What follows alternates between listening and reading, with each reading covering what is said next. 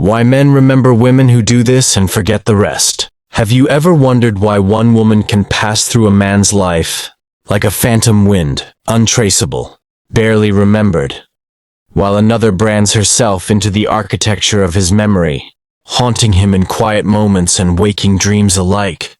It is not beauty that does this. It is not kindness, nor sexual prowess, nor availability. Those are surface currents. What etches itself into the soul of a man is something deeper, darker, more mythic. It is the echo of a woman who has met her own shadow and did not flinch. It is the gravity of a woman who does not beg to be chosen, because she already has chosen herself. She does not perform. She exists, and in her presence, a man is forced to confront everything he has buried. His inadequacies, his longing for the maternal, his hunger to be seen but fear of being exposed. She becomes a mirror so raw, so terrifyingly honest, that to forget her would mean forgetting a part of himself, and that he cannot do. This kind of woman does not manipulate, she magnetizes. Her power lies not in games but in stillness. She has excavated the ruins of her past, the betrayals of childhood, the collapsed towers of old identities, and she walks through the world with the quiet fire of a woman who has risen from ashes not once, but many times. The masculine remembers her because she calls forth his own hidden fire, and that blaze, once ignited, cannot be put out.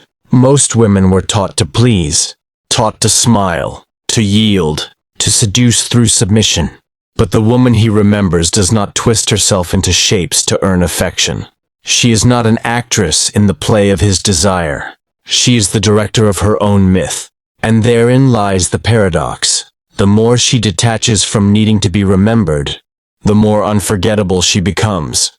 In Jungian terms, she has done the alchemical work. She has married the inner animus, the masculine within her that acts, that defends, that chooses with clarity. She no longer seeks a man to complete her. She seeks a man who can meet her, eye to eye, soul to soul, without flinching. And in a world drowning in superficial performances, her depth is a thunderclap. Men may forget the women who catered to their wounds, but they do not forget the woman who refused to bandage what he needed to face. She didn't coddle his ego. She sliced through it, lovingly, like a surgeon of the soul. Not to harm, but to awaken. If you are listening, if this stirs something in your gut, perhaps you are her. Or perhaps you are becoming her. She doesn't scream for respect. Her silence commands it. She does not demand consistency. She is consistency. Her emotional presence is not chaotic or performative. It is the calm eye of the storm. She watches more than she speaks.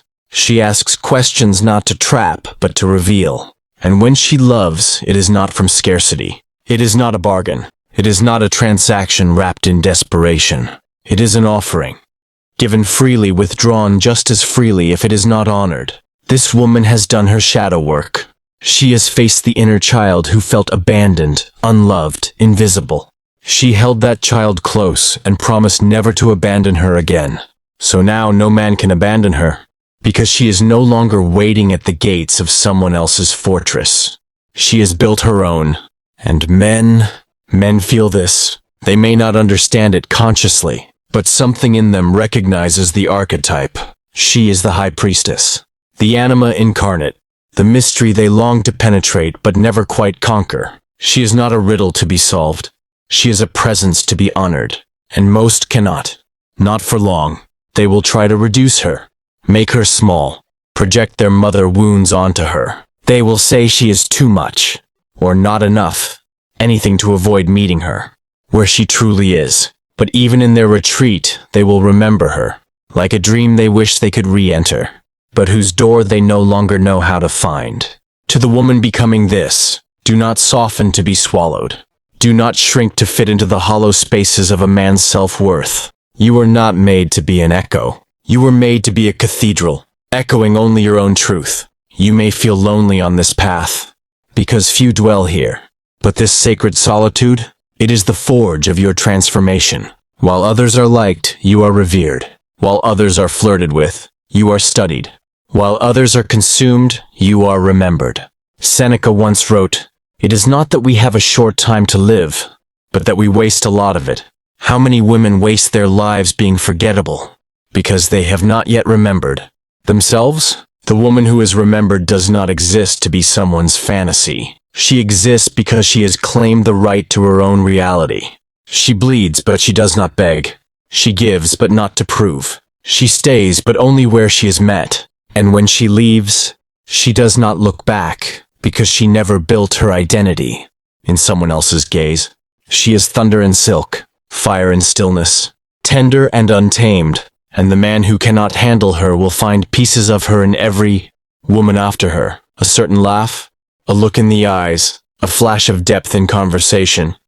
And each time, he will be reminded of what he could not hold, not because she was unworthy, but because she was the first woman who ever held a mirror to his unconscious and dared him to look. He will forget the ones who chased, the ones who tried to fix him, the ones who made themselves small so he could feel big. But her, he will remember, because through her, he almost remembered himself. She does not fear solitude. She welcomes it, for in her silence, she hears the whisper of her own intuition, a voice forged through lifetimes of forgetting and remembering, breaking and mending, loving and losing. While others grasp companionship like oxygen, she understands something rare and unnerving, that aloneness is not abandonment, it is initiation. And through this sacred solitude she does not wither, she deepens. The woman who is remembered lives not from her wounds but from her wisdom. She has touched her own grief without being consumed by it. She has stared down the ache of invisibility, the searing pain of rejection, and transmuted it into gold. Like the alchemist, she knows that only through fire does the true essence emerge. Her pain has been her crucible, and now she wears her scars not as signs of defeat but as sigils of transformation. To the uninitiated man, the one still ruled by ego, by conquest, by unconscious hunger, and she is terrifying, not because she is cruel, but because she is clear. She sees through masks. She hears what is not said. She notices the trembling behind bravado, and when she looks at a man, really looks, he feels it in places he has never shown. In that moment, something ancient in him quakes. For the first time, he is not simply desired, he is seen. She has no interest in taming a man. She wants him wild, but awake. She will not tolerate spiritual laziness, emotional cowardice, or performative masculinity. If you are a man drawn to her, understand this. She is not your prize. She is your reflection. She will show you where you have abandoned yourself, where your voice is performative, where your desire is hollow, where you mistake control for power. She doesn't want a savior. She wants a sovereign. A man who has done his own inner excavation, who has faced his own shadow, who doesn't flinch when she shows him hers. A man whose presence does not try to dominate hers but instead amplifies it. She wants resonance, not rescue. Depth, not domination. She is not immune to love. On the contrary, she feels it more deeply than most, but she does not confuse love with possession. She has tasted the bitterness of betrayal, empty promises, and emotionally malnourished connections. She knows that love is not enough. Without integrity, it rots. Without presence, it starves. And so she does not fall in love. She walks into it, eyes open, soul ready, boundaries intact. And if she walks away, it is not out of spite. It is because she can feel when her presence is no longer being honored, when her essence is being dimmed to accommodate someone else's comfort. And so she leaves. Not because she is cold, but because she is sovereign. Because she does not trade dignity for attention. Not anymore. She does not entertain potential.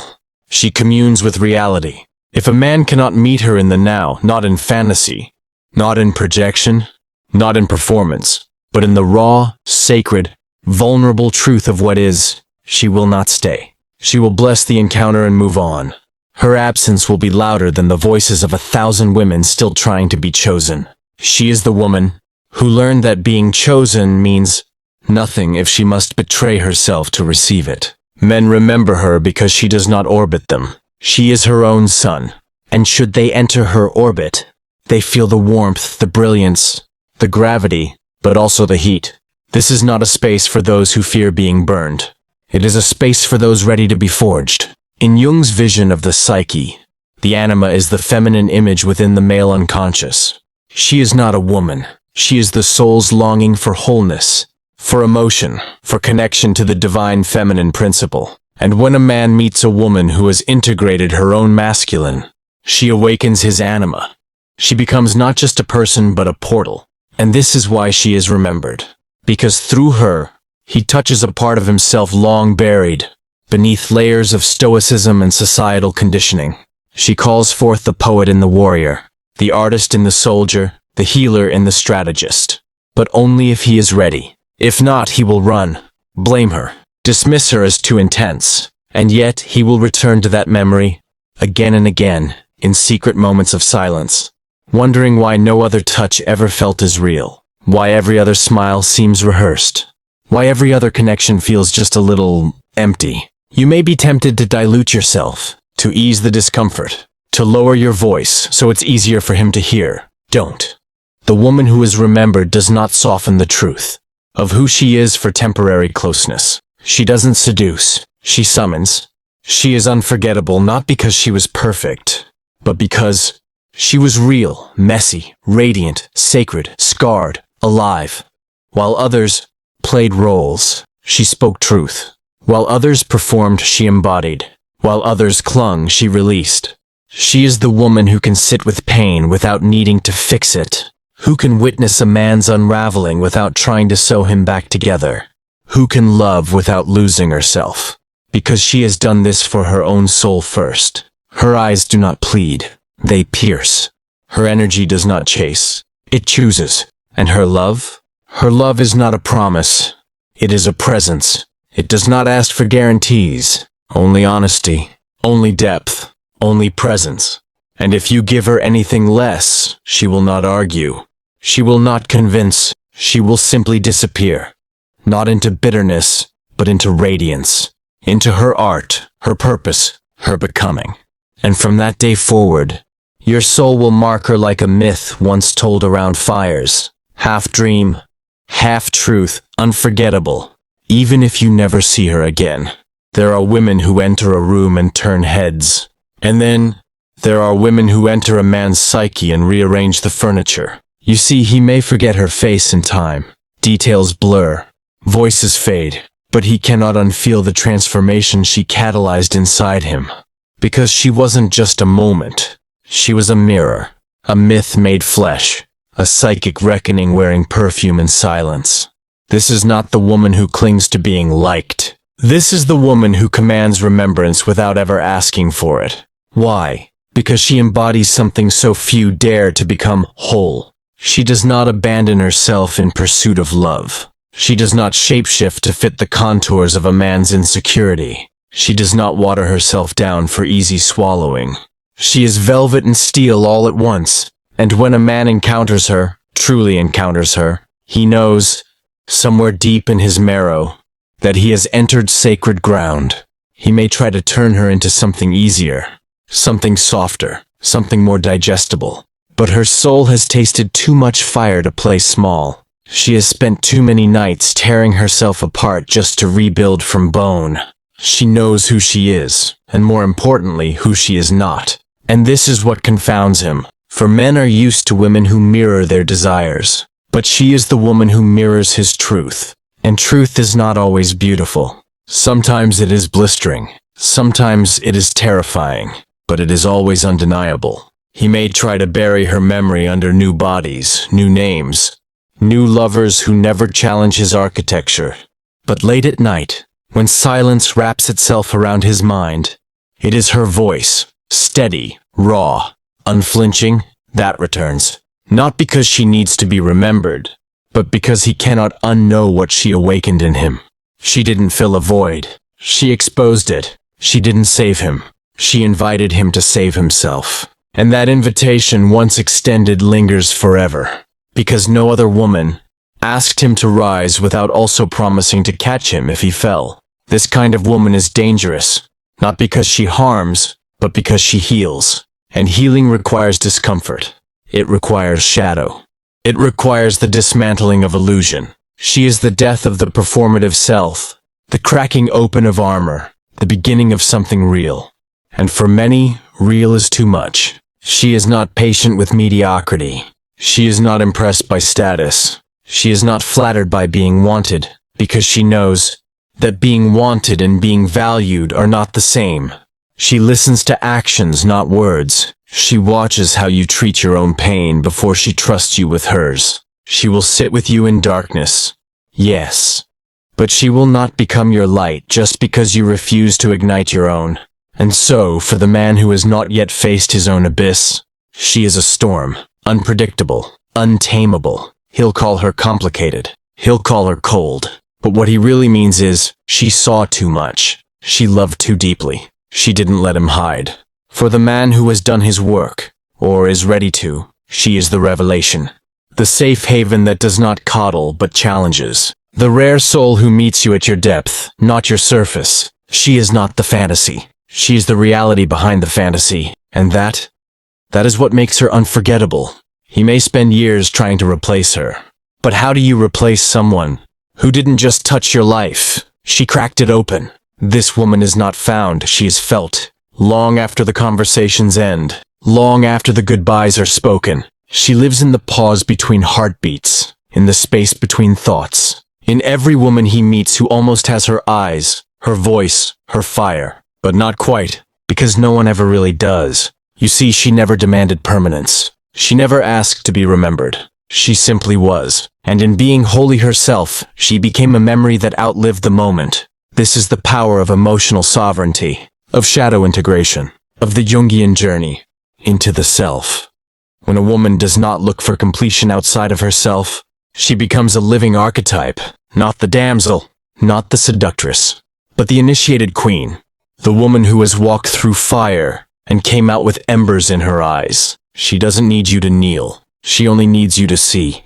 Not just her, but yourself through her. She is not here to play small in your story. She is here to remind you of the one you were born to write. And if you cannot meet her there, she will walk away, not in anger, but in truth, because she has already made peace with being misunderstood.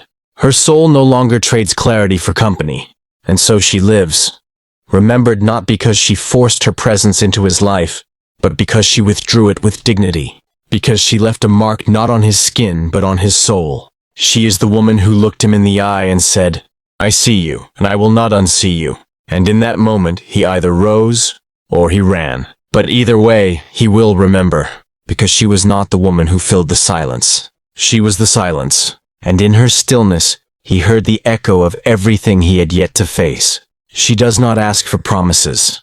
She listens for presence. There is a quiet revolution in the way she moves through love. Not as a seeker, not as a supplicant, but as a sovereign being who has nothing to prove and everything to offer. This is what brands her into memory. Not theatrics, not perfection, but presence, the rare rooted kind that holds space without trying to possess it. Men are drawn to her, yes, but more than that, they are undone by her. Because she is not a woman who can be simply held. She must be met, and to meet her is to meet oneself. Every buried truth, every unhealed wound, every fractured dream rises to the surface in her gaze. She is the pause between breaths, the moment before awakening, the invitation to come undone without being destroyed. To love a woman like this is not a linear path. It is a descent into the depths, into forgotten caverns of the soul, through memories you thought you'd buried, into the parts of you that ache for redemption. She does not offer comfort in the traditional sense. Her love is not warm milk. It is the wind off a cliff that asks, will you jump? Will you trust the wings you haven't yet grown? This is not chaos. This is not instability. This is initiation. And men remember her because her love was not just affection. It was alchemy. She speaks little of her pain, but it is there, etched into the elegance of her silence, the precision of her gaze, the restraint in her voice when she could burn you to ash but chooses grace instead. She carries the weight of every time. She was too much and not enough in the same breath, and no longer tries to reconcile the paradox. She simply is. You cannot fake what she radiates. You cannot perform it. It is born only through the slow, brutal unraveling of every false identity you once wore to survive. And that is why she is so rare, why she is so feared, why she is so unforgettable. She does not try to inspire, but she does. Because she lives in a way that gives others permission to do the same. Her existence is a quiet rebellion against the domestication of the feminine, not because she rages, but because she refuses to be dimmed. She knows that to be soft is not to be weak, that to be sensual is not to be objectified, that to be emotional is not to be unstable. She reclaims the sacred feminine not through resistance, but through embodiment. She is not shouting to be seen.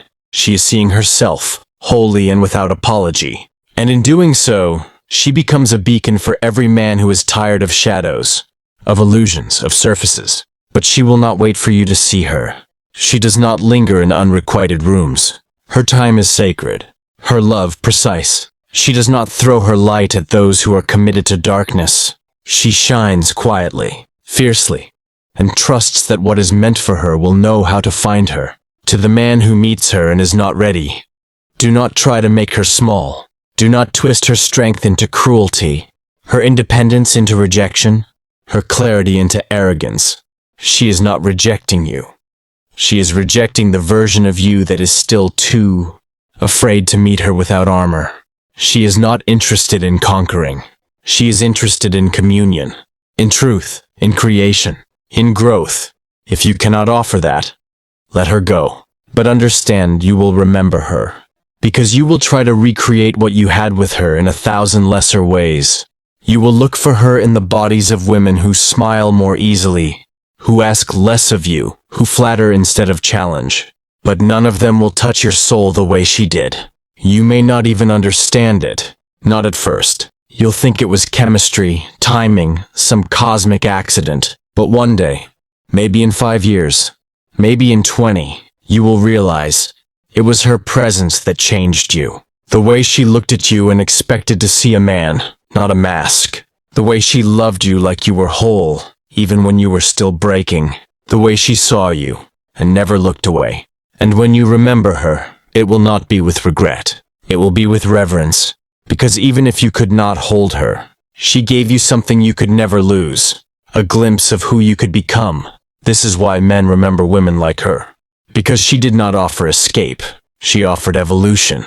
And though that is harder to hold, it is impossible to forget. The world will not always understand her, but she does not need to be understood, only felt. She moves like poetry written in a language few still speak. Her rhythm is ancient.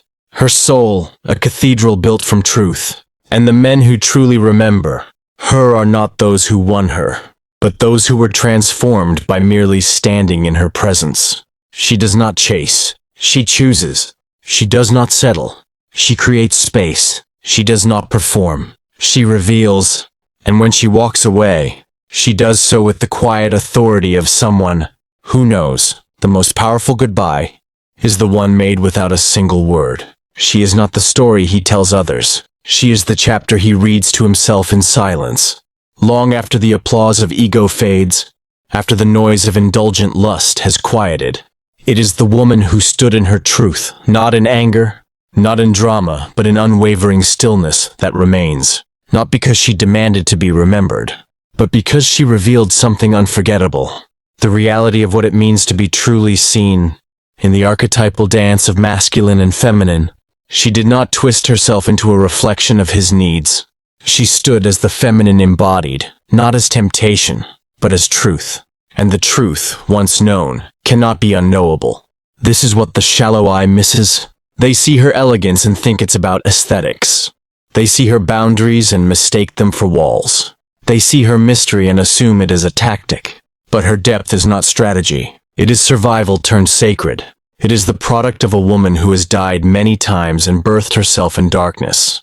She is not the kind of woman who asks, "Will you love me?" She is the kind of woman who asks, "Can you hold me in my full humanity without shrinking yourself or trying to shrink me?" And most cannot. They want the high priestess, but lack the devotion. They want the depth, but not the weight. They want to be inspired without being accountable. But she is not here to light temporary fires. She is here to build temples, within herself and with anyone who dares match her flame. A woman like this does not fear being alone, because she understands that aloneness is not loneliness. It is alignment. She has sat with her own shadow long enough to know its rhythms. its moods, its messages. She knows the difference between someone who sees her and someone who simply wants to be seen with her. There is an ache that lingers in men who meet her but cannot rise to meet themselves.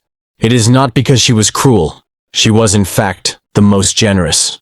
But her generosity had conditions: presence, depth, truth.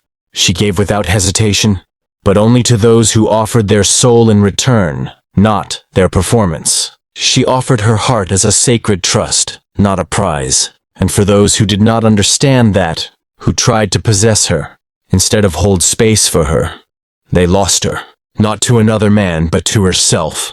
Because she will always return to herself. That is her secret power. She may cry, she may grieve, but she will never beg, she will never barter, because her worth is not negotiable. It was forged long ago, in moments of solitude where no one was watching, where she learned to mother her own inner child, to validate her own brilliance, to soothe her own sorrow. And because of that, she needs nothing, but she welcomes everything aligned with her truth. This is why men remember her, because in a world that rewards performance, she offered presence. In a world obsessed with being desired, she chose to be discerning.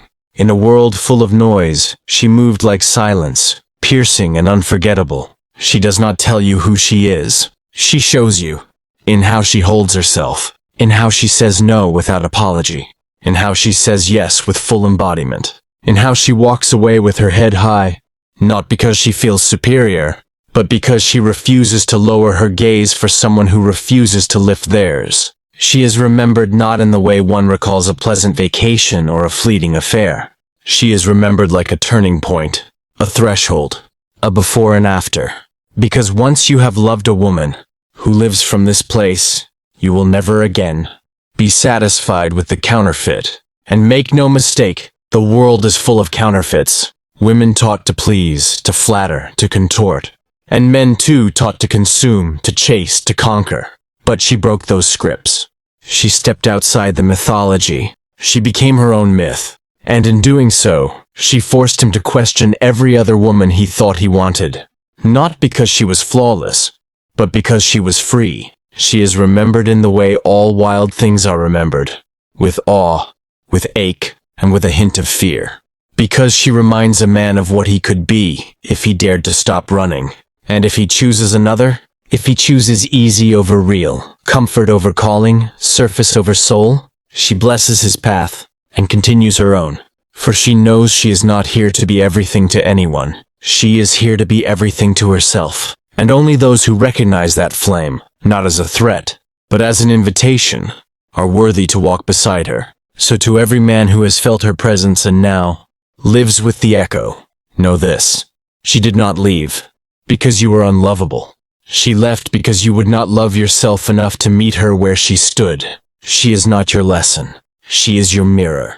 And if you ever choose to return, not to her, but to yourself, you may find her essence still lingering in your soul, not to haunt you, but to remind you of what is possible when two beings meet, not in fantasy but in full awareness. She was the door you didn't know you needed to walk through, the fire you feared would burn you, not knowing it was the very blaze meant to purify you. The unforgettable woman is not the one who gave you everything. She is the one who awakened what you didn't know you had, and then, without attachment, let you go, because your becoming was more important than her staying. She becomes unforgettable not through seduction, but through transformation. Not because she lingered, but because she liberated. In a world filled with endless noise, she is the silence that lingers after truth has been spoken. In a culture that prizes validation, she is the woman who walks away from applause because it never echoed in her own soul. In a sea of hungry eyes and desperate hearts, she's the one who chose to feed herself first, and in doing so, became a feast for those who truly hunger for the real. She knows that love without integrity is a poison that tastes sweet until it kills you. So she drinks only from wells she digs herself, waters drawn from inner stillness, from a life of choosing solitude over being half-held. She is a woman who waits, not for others to catch up, but for her own knowing to lead her forward. And the men who have loved her, or thought they did, find themselves haunted, not by what she gave, but by what she awakened. She was not the chapter. She was the genre shift. For years, maybe decades, he might search for her in other smiles, other eyes, other beds, but he will not find her. Not because she was rare, but because he has not yet become the man who can meet her in wholeness. This is the tragedy, but also the truth. You see, she didn't love him because he was ready. She loved him because she was. Her love was not a transaction. It was a transmission. One that said, I will meet you where you are, but I will not stay if you refuse to grow. And if he rose, if he dared to step into the furnace of his own shadow, to confront his wounds, to shed the armor he had outgrown, she would stay, not to fix him, but to walk beside him. But if he chose comfort over truth, numbness over intimacy, hiding over healing, she would go, not to punish, to protect, because a woman who has done the inner work does not bleed for those who love her with dull hands. She does not beg to be understood by those who cannot even face themselves. She does not demand depth from shallow waters. She dives alone if she must, and in that diving, she becomes immortal in memory. He may never say her name aloud again. He may never admit that the bar for intimacy was raised the moment she left, but it was. And now every connection that lacks depth, every moment that tastes of pretense, every smile that doesn't reach the soul, reminds him. She wasn't perfect. She was present. She wasn't soft to the point of dissolving. She was fierce to the point of devotion. She didn't flatter. She reflected. She didn't entertain illusions. She embodied truth. And truth is not always convenient. It doesn't stroke the ego. It doesn't perform for applause. It stands alone if it must. So she stood, alone and radiant. The memory of her does not bring comfort. It brings contrast. Because now he knows what it feels like to be seen, not just looked at, to be held, not just touched, to be met, not just managed. And that knowing ruins everything counterfeit. This is her legacy, not in the way she styled her hair or moved her hips or whispered his name, but in the way she made him question every version of himself that could not rise to meet her. She does not need revenge. She does not need validation. Her existence is enough, because the woman who knows her worth doesn't chase. She chooses. If this spoke to something buried deep within you, if you saw yourself in her, or felt the echo of her in someone you once let slip away, then now is the moment. Don't just listen. Awaken. Become the woman who no longer waits to be remembered, because she remembers herself. Or become the man who dares to rise, not to possess her, but to meet her. This channel is a sacred space for truth, shadow work, and the reclamation of your worth. So if you're ready to go deeper, subscribe. Come on. Speak your truth below. Join this growing tribe of souls who no longer fear the fire, because they are the fire. The journey begins within, and it begins now. You were not meant to be ordinary. You were meant to be unforgettable.